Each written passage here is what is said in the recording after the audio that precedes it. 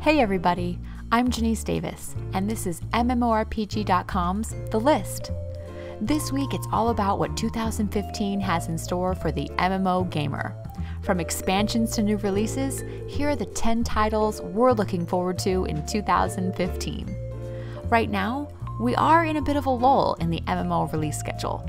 Crowdfunding campaigns like Crowfall keep on trucking, and the astronomically high level of hype around Star Citizen continues to escalate. But both of those games are pretty far off from a real release. This list isn't going to mention any current crowdfunding games, nor will it mention stuff that will go into a closed alpha of any kind.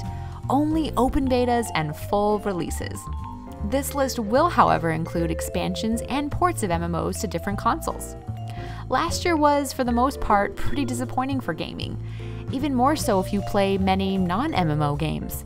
It appears that we are entering a new era of MMOs, where developers can't simply rely on the tried and true principles that have gotten them to where they are today. In 2015, it's a year about diversity and reaching new audiences. And here are our most anticipated releases in the MMO world for 2015. Number 10. Neverwinter on Xbox One. For a lot of people, Neverwinter is a great example of how to do free-to-play right.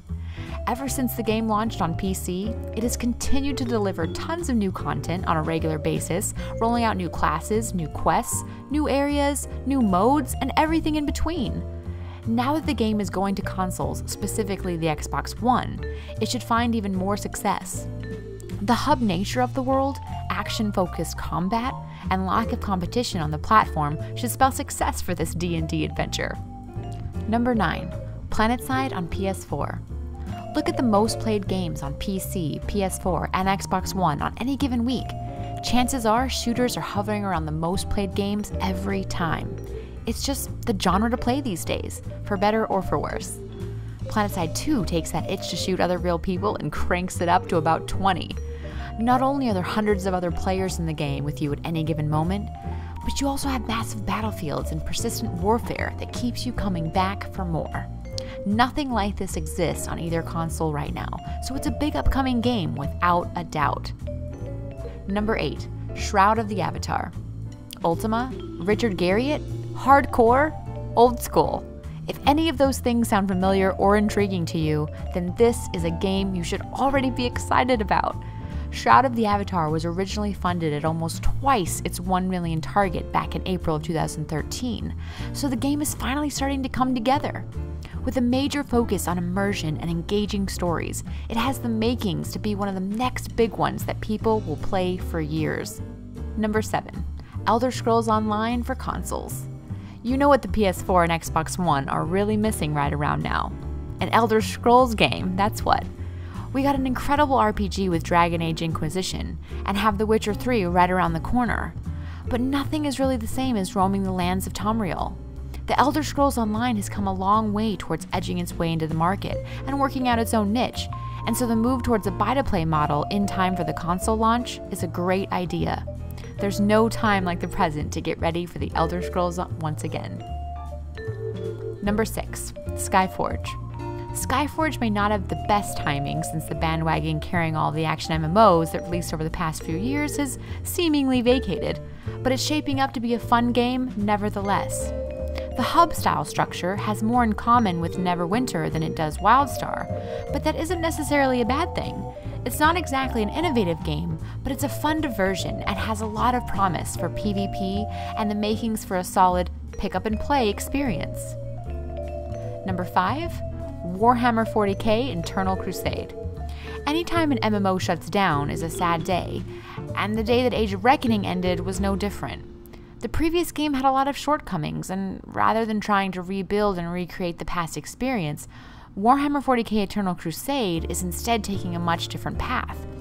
Eternal Crusade is incorporating a heavy PvP focus, which has become an emerging market for MMOs as of late, especially with large siege mechanics and big warfare situations.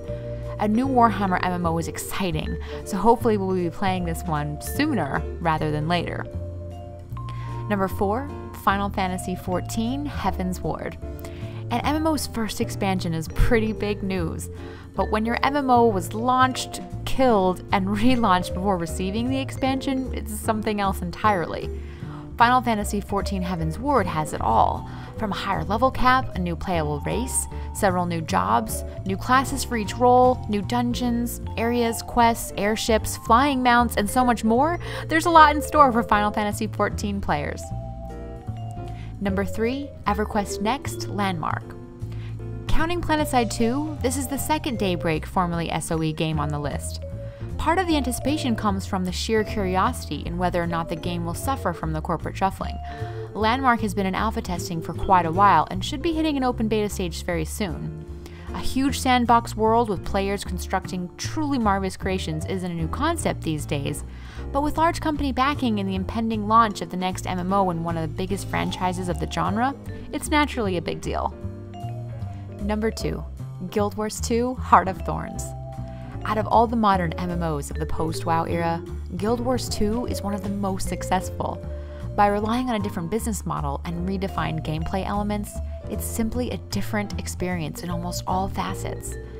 Seeing as the game had been out for well over 2 years before an expansion was finally announced, this is huge news.